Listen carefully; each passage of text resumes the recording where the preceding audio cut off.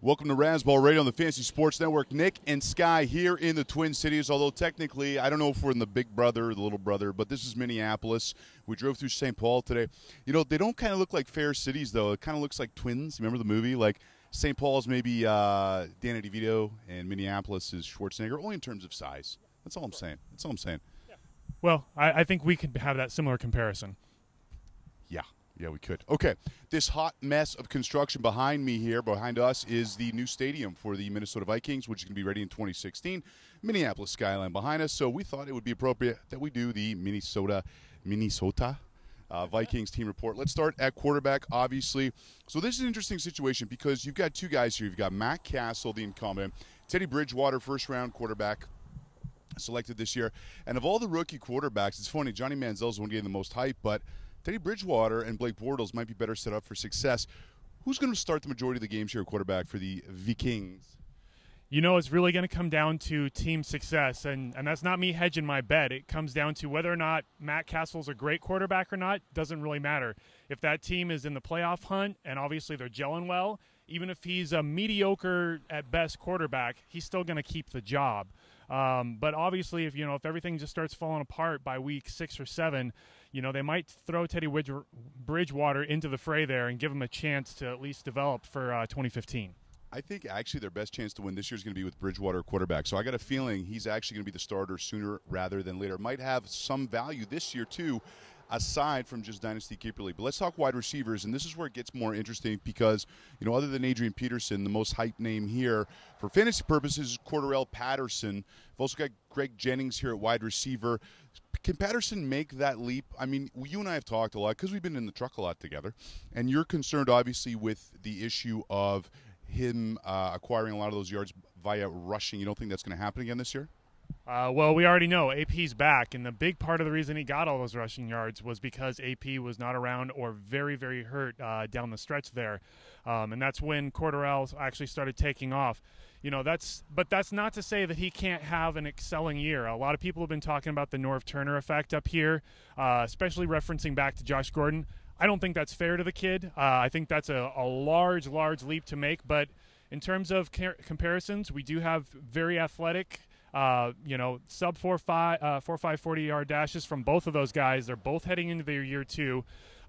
Unfortunately, if he's going to break out, it's already baked into his ADP. He's already going in the 4th round. But we're also talking about we're taking on risk around that time, and we got to be comfortable and effective with it.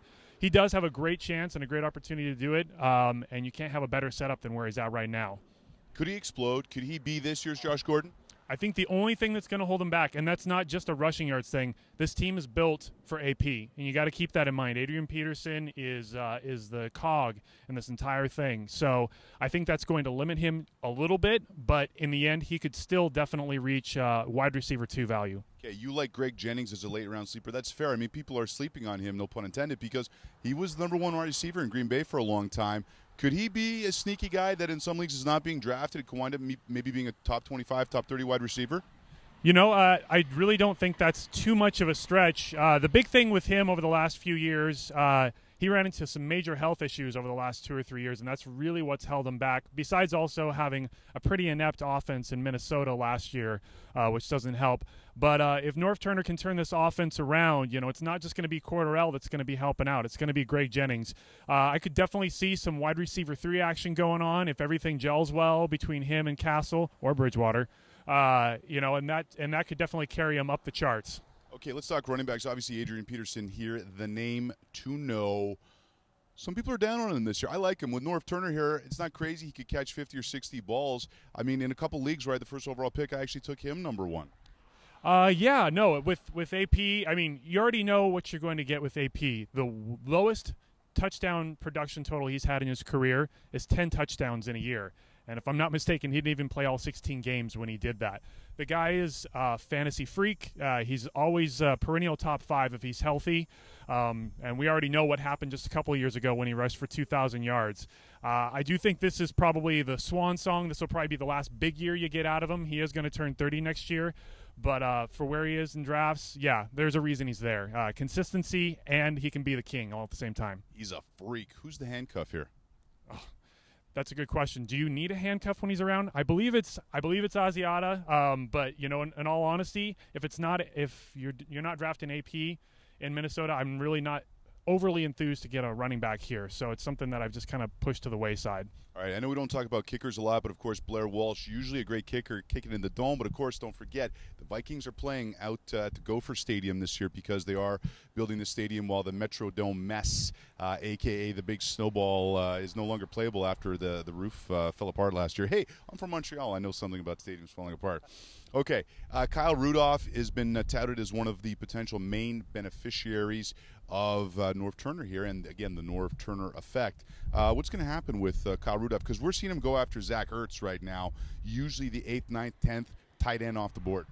Yeah, with Rudolph, again, a lot of people are leaning back very hard on the Norv Turner effect. We always have to do a comparison. You have to realize who is involved when you start making these conversations. We're talking about Antonio Gates for about 6 seasons, and we all know what kind of player he is. That's not just Norv Turner mixed in there. I don't think Kyle Rudolph is of that level, but I also think he's a great red zone target. I don't see a guy that could explode into the top 5 with his ability, but I do think a top 10 finish as a tight end is very feasible for him. What about the defense? Any chance that it's fantasy relevant this year? It's going to be fantasy relevant because it's going to make the offense stay on the field and keep scoring points for us. That's the best part about the Minnesota Vikings defense this year. All right, that's fair. So I'm excited to go out and explore the Twin Cities here, although we're really hanging out in Minneapolis. We're going to go to Buffalo Wild Wings, have a draft today.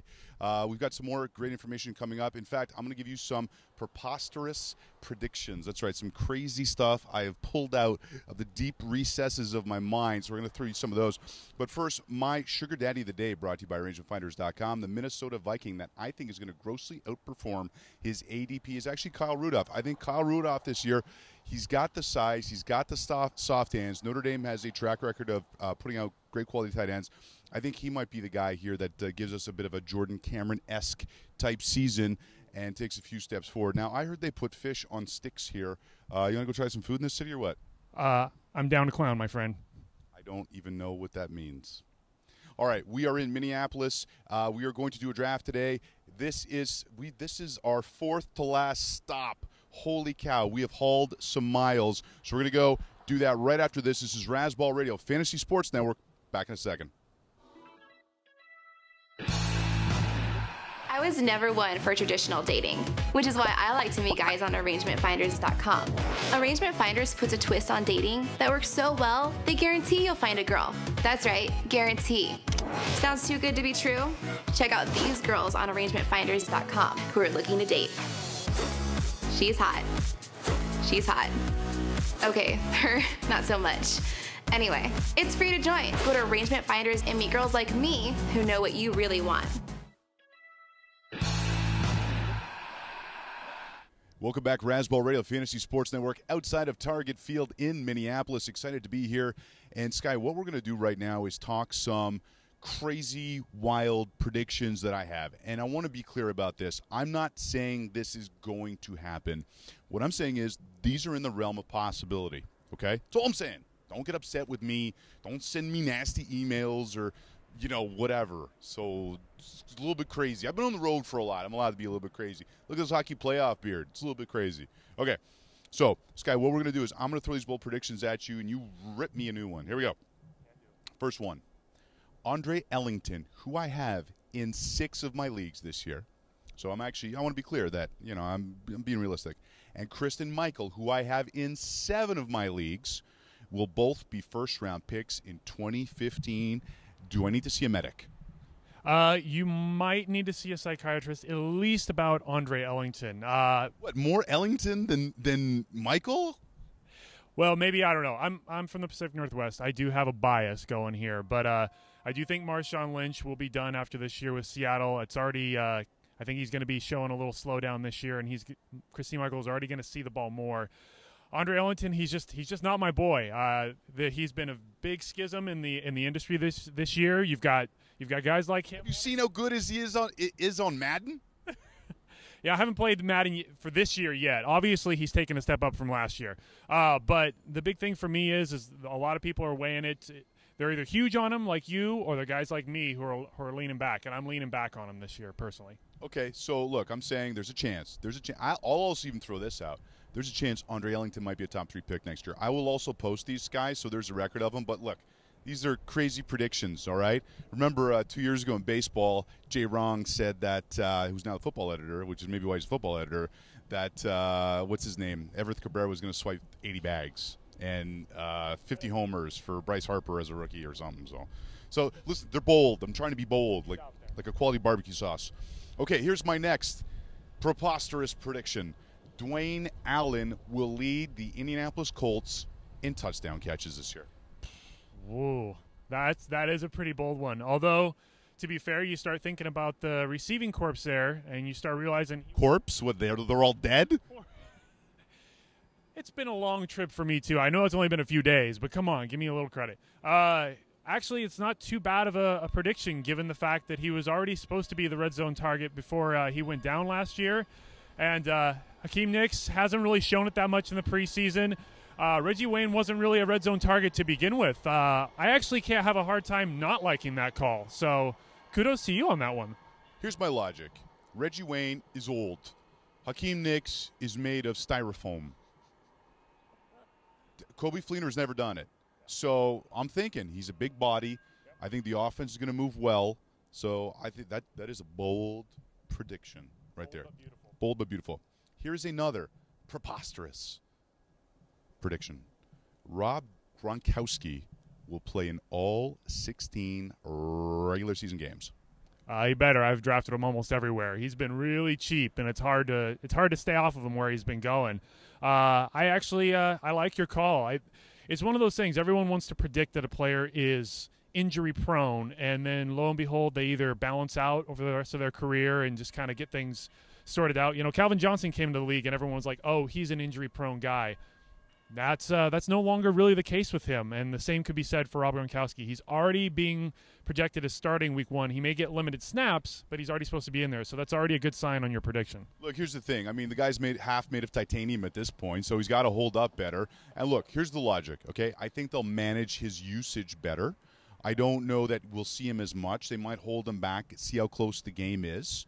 But I think Rob Gronkowski is going to play in all 16 games this year. Here's another crazy prediction. All right, enough with the big words.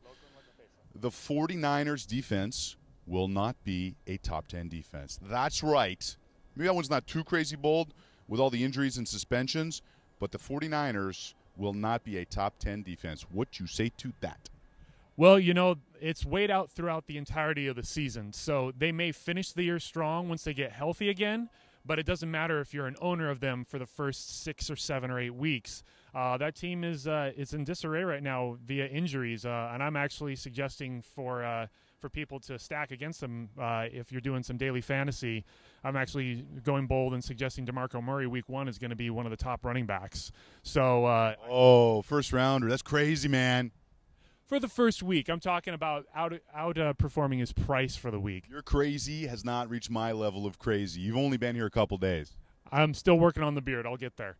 Hey, you know what's crazy, by the way? Not using sportsvault.net to lock up your league fees for free. Let someone else do it for you. Don't deal with it. Don't deal with the crazy. Let someone else deal with the sportsvault.net. There is no fee bank-level security. Okay, here's my next crazy prediction. Trent Richardson is going to catch 60 balls for the Colts. Ooh, that's a lot, but that's the big key thing with Trent is if they're going to keep him involved this year, it's going to have to be in the passing game. That offensive line is still horrendous. A lot of people, they want to get on to Trent Richardson for how he performed. It's not all him. It is a big part of it is him, but it's hard to get through a line when the moment you get the ball, you're getting crunched. So in order to make him effective, they're going to have to get him out wide. They're going to have to get him in space. 60 catches is actually not a crazy idea on how to use. Come on, man. I'm trying to give you crazy here. Stop agreeing with me. You've been spending too much time with me. You know, we're in the Twin Cities, and we're twins now. What can I say? Arnold Schwarzenegger and Danny DeVito. Yeah. All right. So you mentioned actually week 1, you're going to start DeMarco Murray against the San Francisco defense. Of course, you want to play DraftKings.com. If you're into daily fantasy, enter promo code Razzball and signing up. You can play with us on Sundays. That would be wicked. Once I'm back, and I trim the beard down, the playoff beard and stuff like that. But yeah, so we'll be talking to, obviously, during the year at Razzball Radio about a lot of the daily fantasy matchups that are coming up for the week in football. So that's what's, it's one of the things I love about football, and it's why it's so easy to play daily fantasy at DraftKings.com is you're setting a lineup for 1 week. You don't have to worry about injuries. You don't have to worry about whether or not Rob Gronkowski is going to play. Hey, guys, louder, louder, louder. Yeah, I like it. I like it. They got some Laffy Taffy going. I guess that's how they do it here in Minneapolis.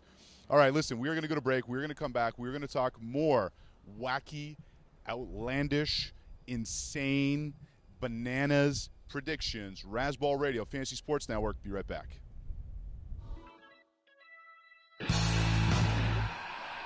I was never one for traditional dating, which is why I like to meet guys on ArrangementFinders.com. Arrangement Finders puts a twist on dating that works so well, they guarantee you'll find a girl. That's right, guarantee. Sounds too good to be true? Check out these girls on ArrangementFinders.com who are looking to date. She's hot. She's hot. Okay, her, not so much. Anyway, it's free to join. Go to Arrangement Finders and meet girls like me who know what you really want.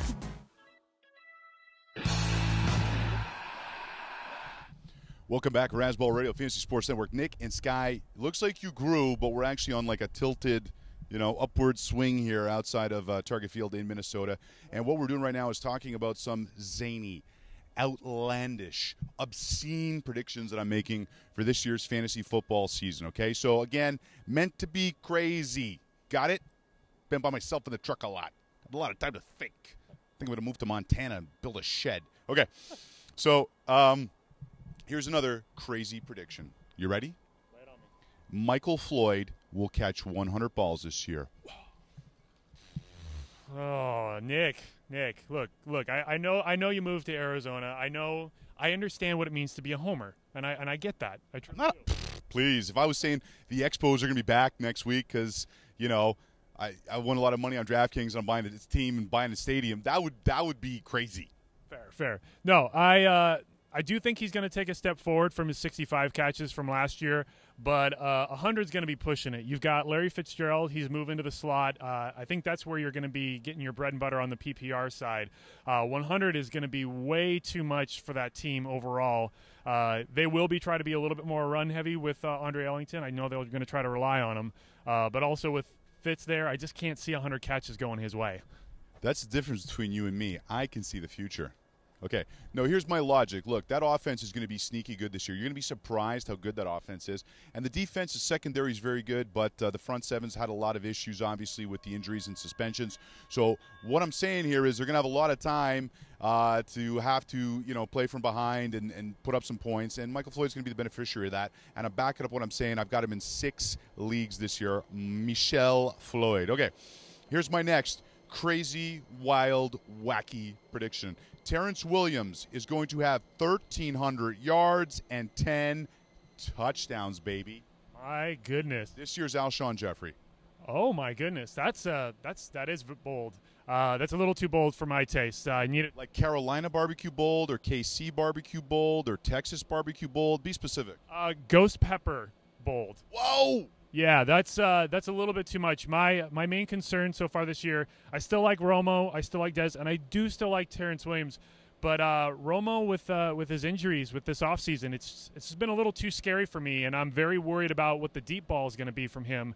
And that's a big part of Terrence Williams' game is being able to go deep, and that's where a lot of those yards are going to come from. I have a hard time seeing that much yardage and that much red zone use from Terrence this year. Here's why I don't need to be medicated. The line is very good. They're actually an exceptional blunt run blocking line. Their defense would be the 15th worst defense in the SEC, and there aren't 15 teams in the SEC. That defense is going to be a joke this year. They're going to be down. You're going to see games where they're going to be down 21-0 after the first quarter. They are going to have to throw a ton. And DeMarco Murray is going to be able, as long as he's healthy, to set up the run game, which is going to, and people are going to be double teaming Dez because they're going to be thinking, they're trying to get 21 points here, catch up. So that's my logic. Terrence Williams is going to be the beneficiary of that. Here is my next crazy prediction. Reggie Bush is not going to be a top 35 running back this year. Whoa. Joey Lawrence. Whoa. That's the last Joey Lawrence reference you're ever going to hear on this show. Should have never been one in the first place. The big thing with Reggie is I know with injuries and I know with there being a bit of a timeshare there that he's not going to be maybe even a top 12 back, maybe even not necessarily a top 20 back, but pushing him down to 35 is that's hitting pretty low. I think he's still going to be useful. I still think he's going to be an RB2 this year. But, yeah, that's just way too low for me to get behind on that, Nick. Yeah, you know what? He's not very good. He's injury-prone. His best days are behind him. Running backs fall off, just tend to fall off the edge. Well, what, just because he's a scat back, he can't fall off the edge? Joique Bell's going to be the running back there. Book it. Book it. I told you, these are bold, man. Yeah. These are bold. Percy Harvin is going to be a top 5 wide receiver. See, I'm from the Pacific Northwest. I can't even get behind that. I love that we got Percy up in Seattle. I really do. But he's one of those guys. Even you need almost a full season from a guy. Josh Gordon was an anomaly getting that much out of a guy in 14 games. If Percy Harvin can stay on the field for 14 games, I could see it. But I'm thinking more like 10 or 11. You also have to realize this is a playoff bound. Why 10 or 11? The concussions are gone. He's healthy. He's had a whole off season. He basically had a year off football last year to heal everything. Well, unfortunately here, as much as we would like to believe that coaches care about our fantasy teams, they don't. This is a playoff bound team, and anything that it looks like that it's apparent that it's going to affect him long term, he's going to get pulled off the field. He's going to sit out a game here or there. That's my main concern with him, is just being able to play enough games to make that effective, and I just don't see it happening. Okay, well, here's my logic. Percy Harvin, they're going to have to pass more in Seattle this year. The defense is still very good, but they're going to pass a ton, and when this guy is healthy, he is a top 10 talent, not a wide receiver, in the league. That is how good Percy Harvin is. Top 5 receiver, crazy, crazy prediction. Kendall Wright is going to be a top 10 receiver. I'll even give you my argument first, okay? Antonio Brown is a second-rounder this year. Antonio Brown caught 100 balls, had 1,500 yards. You know what? He had 100 balls, or he had 90 balls last year. He's going to take another step forward. He's a PPR monster. And you know what? He had 2 touchdowns. If those go up to 6 or 7 or 8, and why couldn't they, right? If Sankey can set up the pass game a little bit, and if Jake Locker's a little bit okay, it's not crazy that he could be a top 10, maybe top 12 receiver. I could almost get behind that. Almost. I do. What's holding you back, Sky? Tell me. It's touchdowns. He's not been known to be a big red zone threat. You've also got Hunter there. He's going to be the guy that I think is going to take a lot of that red zone thunder away. I do love Kendall Wright, and I do think the 100 catches is feasible, but I don't know if being able to sneak into the top 10 wide receivers is going to be something that he can do. Hey, man, this isn't wings tossed in mild sauce. This is wings tossed in ghost pepper sauce. All right, 2 more real quick because we got to wrap this up. James White's going to lead the Patriots in rushing yards, and Mark Ingram is going to outperform Arian Foster. Whoa. You got 30 seconds. Go. Oh, my goodness. You just lost 5 seconds. Mark Ingram, actually, I do think that's doable. I think Arian Foster is toast. Done. The other one, no way. Why can't James White? The guy holds on to the ball. That's what Belichick needs. He needs someone who can hold on to the ball. That's why he's going to hold on to the ball. That's why he's going to lead the team in rushing. Ridley's this close to getting cut. And Vereen is a pass catcher. He's not a rusher. I know. Tell me I'm wrong. I'm making logic here right now. You are making logic. You know who's available in the free agent pool, though? I'd love to tell you, but you're going to have to save it for tomorrow's show because we got to go. We're going to the Buffalo Wild Wing in Crystal, Minnesota, right outside of Minneapolis to go and do the draft. And then tomorrow we are on to St. Louis. This is Razzball Radio Fantasy Sports Network. I got to get out of here because apparently I need to be medicated. See you tomorrow.